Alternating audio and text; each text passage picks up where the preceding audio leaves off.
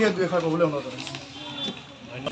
আমাৰ যি বৰ্ণাঢ্য লোকসকলৰ ত্ৰিপাল বিতৰণ অনুষ্ঠান আয়োজন কৰা হৈছে তাত উপস্থিত আমাৰ ধুবুৰী মিউনিচিপালিটিৰ চেয়াৰমেন ডাঙৰীয়া, লগতে বিশিষ্ট সমাজকৰ্মী উদয়ন চক্ৰৱৰ্তী ডাঙৰীয়া, লগতে বিজয় ডাঙৰীয়া, লগতে আমাৰ আৰু এই মহৎ কাৰ্যসূচী আমাৰ আজি লিমিটেড ত্ৰিপাল বুলি আপোনালোক সকলোকে ক'লে আৰু আমাৰ আগন্তুক আকৌ তাৰপলি নাহি পাব, তেতিয়া বাকীসকলকো বিতৰণৰ ব্যৱস্থা কৰা হ'ব। গতিকে সকলোকে ধন্যবাদ জনাইছোঁ। ধন্যবাদ।